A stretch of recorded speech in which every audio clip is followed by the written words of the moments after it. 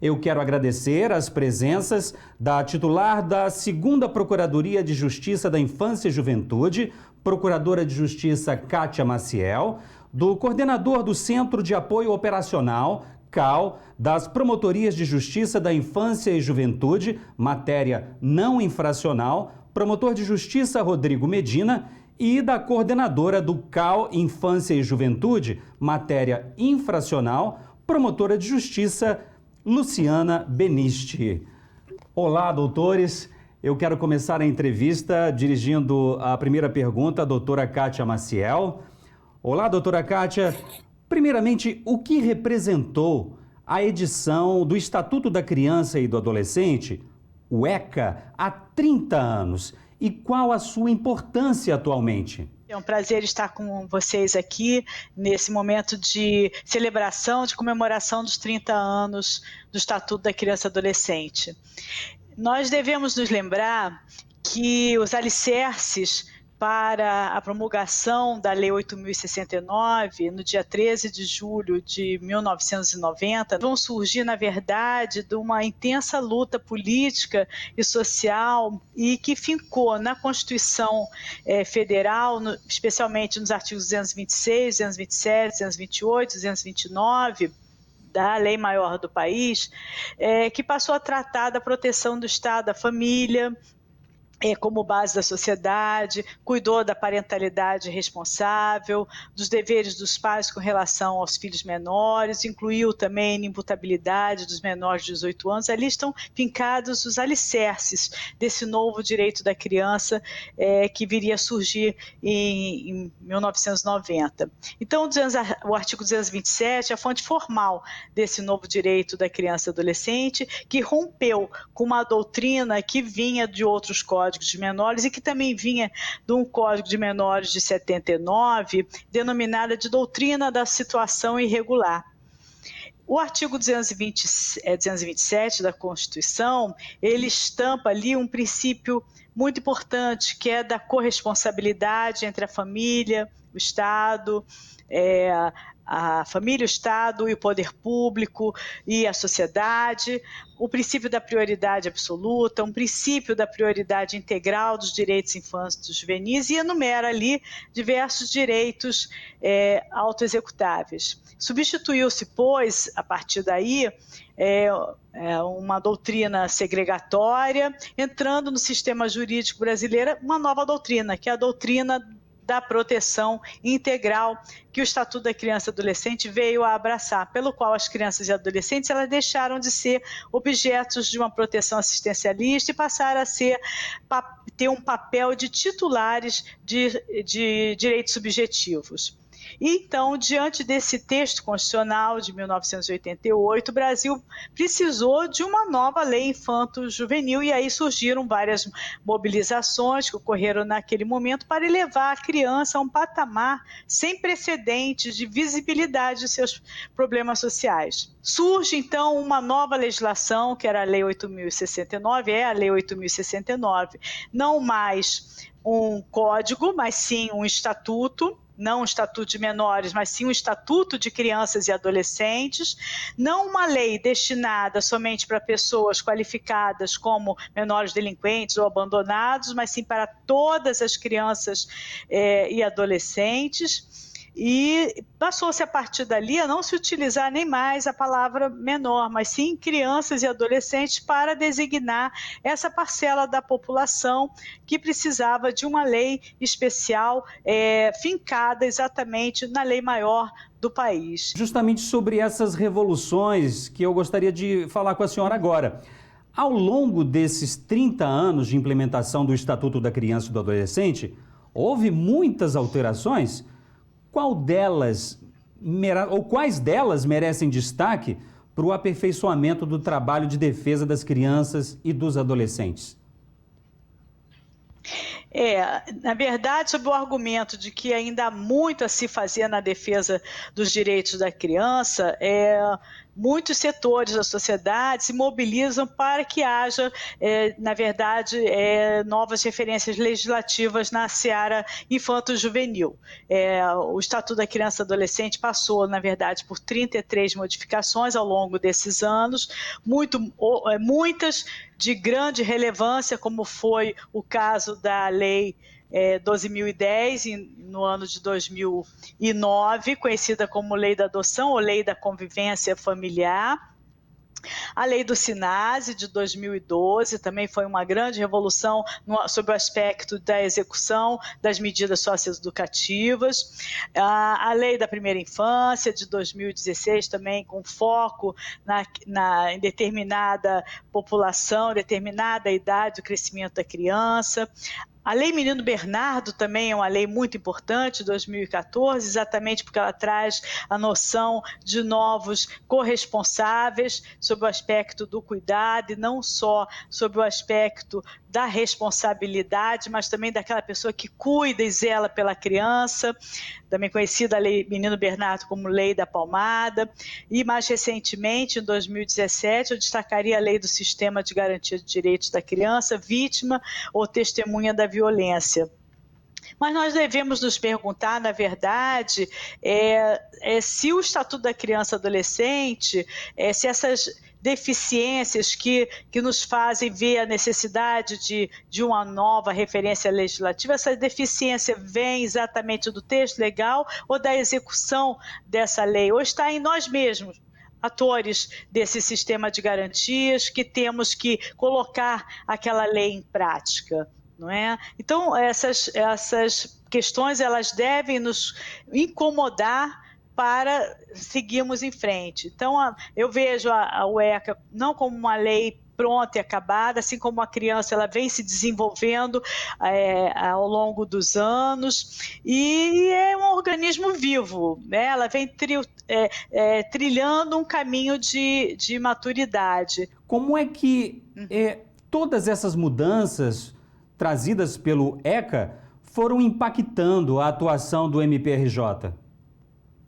Sim, na verdade, não havia todo esse sistema criado pela Lei 8.069 pronto para os promotores de justiça começarem a atuar naquela época, não é?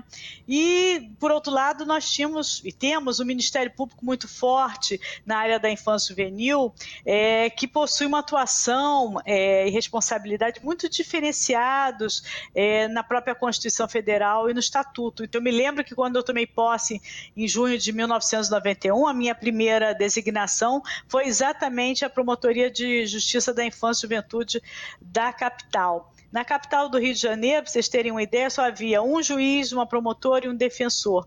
Não havia nenhum conselho tutelar, logicamente, não havia nem lei de conselheiro tutelar naquela época, e havia inúmeras entidades de acolhimento, muitas clandestinas, sem registro, não havia procedimentos de acompanhamento das nossas crianças acolhidas, a gente se deparava com processos ainda tratando a criança como em situação irregular. Então, houve uma adaptação e uma reestruturação para que o Estatuto da Criança e Adolescente viesse de forma a ser implementado. Doutor, agora eu dirijo uma pergunta para a promotora de justiça Luciana Benisti. Promotora, a defesa do direito das crianças e adolescentes divide-se em duas áreas principais: infracional e não infracional. O que é que representa essa divisão e como é que repercute no trabalho dos promotores de justiça? A senhora, por exemplo, atua na área infracional, não é mesmo? Inicialmente, eu gostaria de registrar, a minha alegria de estar aqui nesse programa, celebrando, os 30 anos do Estatuto da Criança e do Adolescente. Essa divisão, na verdade, a gente estruturou, uma divisão mais de estrutura de trabalho, porque o adolescente, ele é um só. Mas em termos de estrutura de trabalho dentro do Ministério Público, a gente acabou dividindo as coordenações dos centros de apoio para dar um enfoque maior a cada área de atuação, mas sempre trabalhando de uma forma integrada e articulada, que é a própria essência do direito da criança e do adolescente. No que diz respeito especificamente à estruturação do trabalho na seara infracional, acho que a gente já avançou muito, mas a gente ainda tem realmente muita coisa a caminhar no que diz respeito ao atendimento de adolescentes em conflito com a lei. Quando eu entrei no Ministério Público, né, isso tem 20 anos, a gente já tinha uma estrutura criada no que diz respeito às oitivas informais, no que diz respeito esse primeiro atendimento do adolescente em conflito com a lei. Ou seja, a gente tinha uma estrutura de plantões para garantir essa oitiva informal mesmo aos finais de semana. Isso é feito até hoje, de domingo a domingo, ou seja, todo adolescente que é apreendido pela prática de ato infracional, ele é apresentado ao Ministério Público no estado do Rio de Janeiro, em todas as regiões do estado. Mas o que a gente percebe é que ao longo do tempo, essa oitiva, que antes era vista como um instrumento quase que persecutório para que se pudesse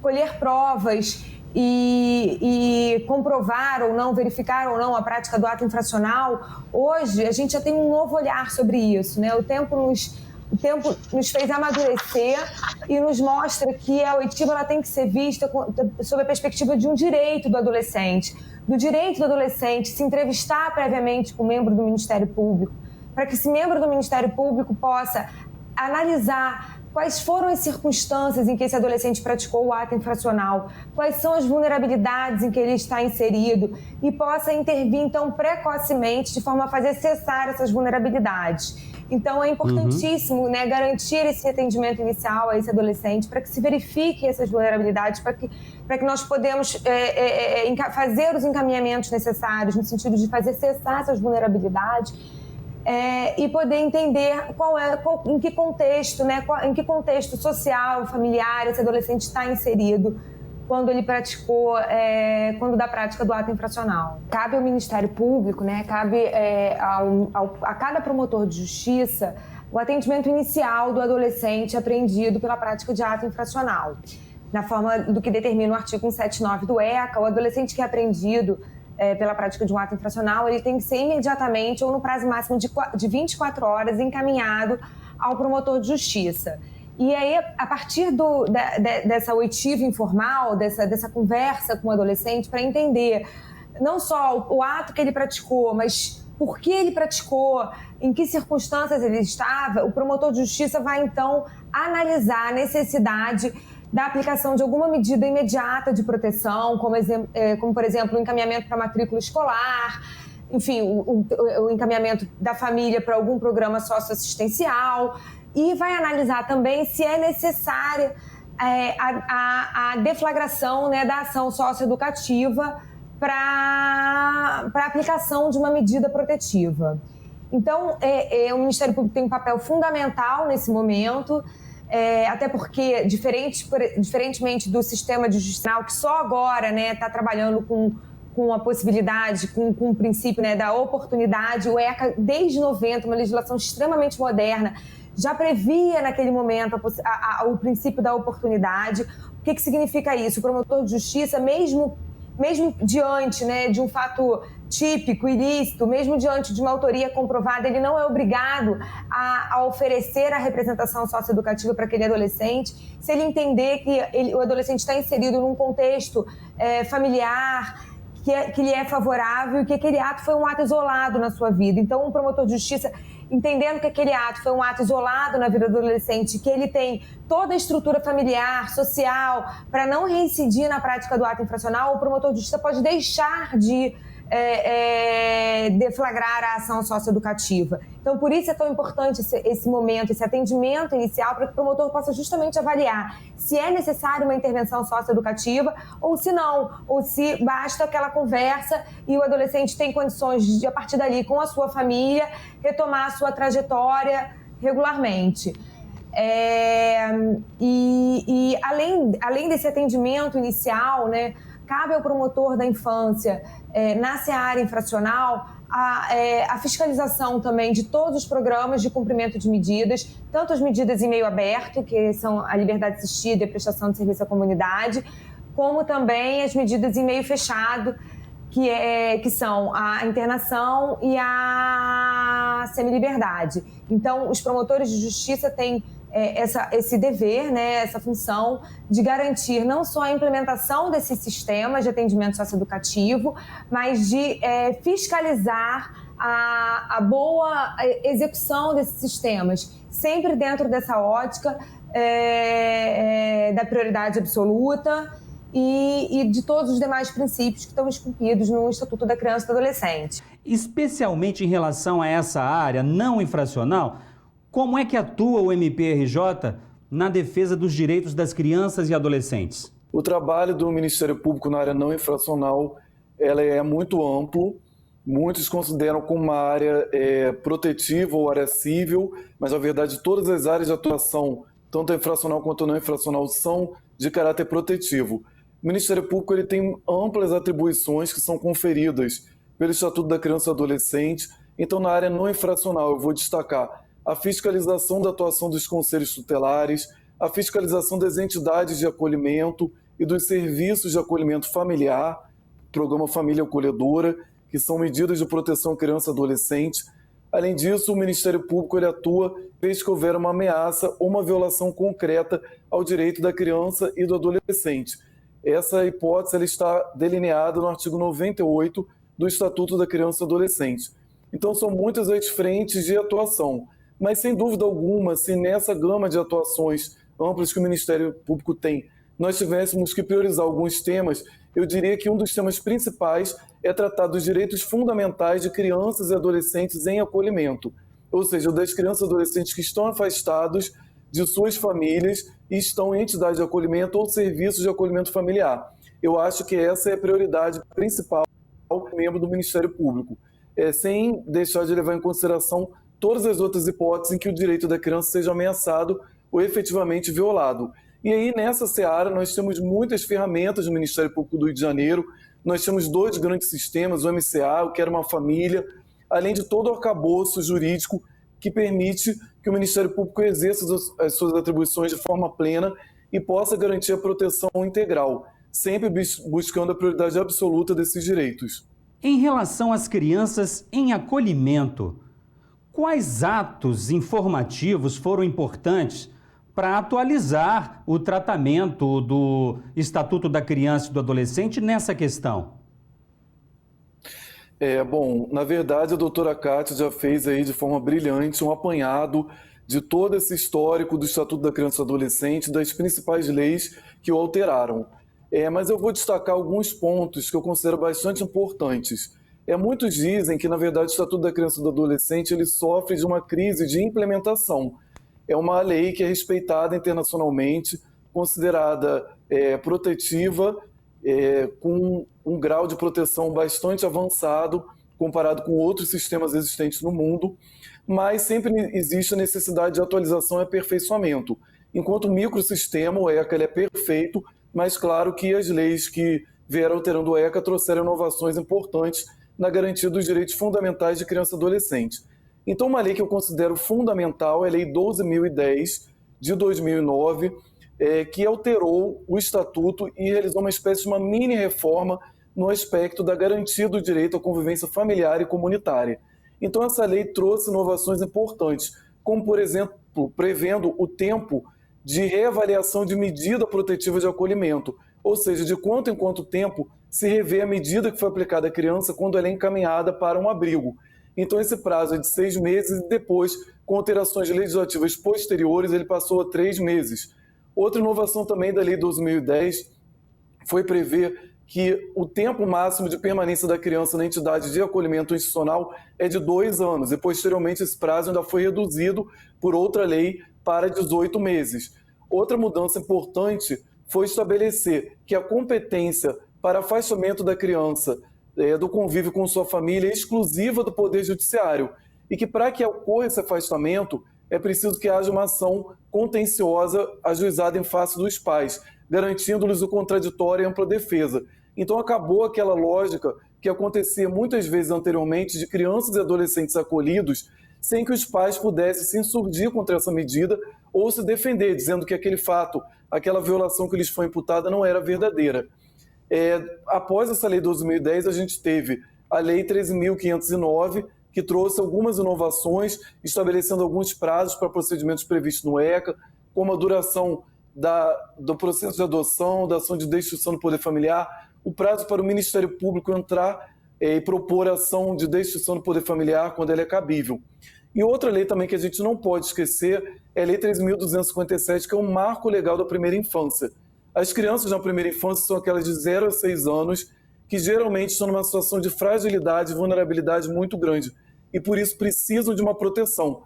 Então essa lei, o marco legal da primeira infância, ela alterou o Código de Processo Penal, ela alterou o Estatuto da Criança e Adolescente, ela alterou a CLT, com uma série de artigos que trazem diretrizes de proteção a essas crianças nessa fase mais vulnerável da vida, e de 0 a 6 anos em que elas dependem totalmente dos pais ou de seu responsável legal. Vamos encerrar o nosso bloco de entrevistas com a Procuradora de Justiça, a doutora Kátia Maciel. Procuradora, ainda carecemos de avanços nessa área de atendimento a crianças e adolescentes? Quais avanços ainda seriam necessários?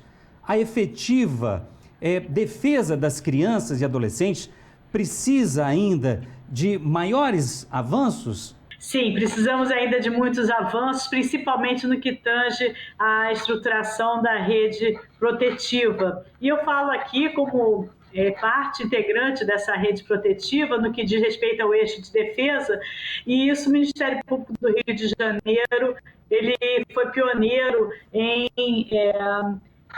criar as Procuradorias de Justiça. No ano de 2012, 2013, nós fizemos primeiro um grupo experimental de procuradores de justiça especializados no segundo grau, e hoje em dia nós temos 10 procuradores de justiça atuando na área infracional e não infracional. E aqui eu gostaria de chamar a atenção, você falou dos avanços, o que tem chegado aos tribunais que precisaria avançar mais. Eu me lembro das questões que, a meu ver, precisam urgentemente serem enfocadas, que é a questão da prevenção do ECA no que tange à utilização pelas crianças das redes sociais, da internet. Isso tem chegado bastante aos tribunais superiores. Isso precisa ser regulamentado de uma forma mais específica, com um olhar focado também nas nossas crianças e adolescentes, para regrar o acesso, o uso da internet de forma que tem sido feita, e a utilização da própria criança e adolescente, nas internets, seja no YouTube, seja no que for, utilizando elas como fonte de consumo. E aí há uma questão muito complexa da participação dos pais nessas questões. Então, esse é um ponto que eu gostaria de ver solucionado dentro da nossa lei protetiva. Outra questão é o desinteresse e a desinformação da população quanto ao dos conselheiros tutelares. Acho que falta de uma forma pedagógica um maior incentivo para que a população escolha seus conselheiros tutelares. E hoje em dia a gente conversa numa roda de conversa com pessoas esclarecidas. Quem votou no conselheiro tutelar só eu, levanto a mão. Então, ninguém nem sabe qual é o papel do conselheiro tutelar. Essa é uma questão também muito delicada. Às vezes, na sala de aula, eu pergunto aos alunos, às vezes estão se formando, especialistas em infância e juventude, eu pergunto quem votou para conselheiro tutelar? Ninguém levanta a mão, ninguém nem sabe as atribuições, E, por fim, um avanço que eu penso que os tribunais deveriam dar um passo a mais é a necessidade de especialização do tribunal, do que esteja o segundo grau, na matéria infracional e na matéria não infracional. Ter câmaras específicas que tratem desta matéria nos tribunais. Está formando pessoas, especialistas também no segundo grau, normalmente pessoas que já atuaram no primeiro grau por um longo tempo, mas isso é algo que realmente demonstra preocupação com a prioridade absoluta dos julgamentos, das demandas infanto-juvenis. Muito obrigado, doutores, por esta entrevista ao MP Cidadão.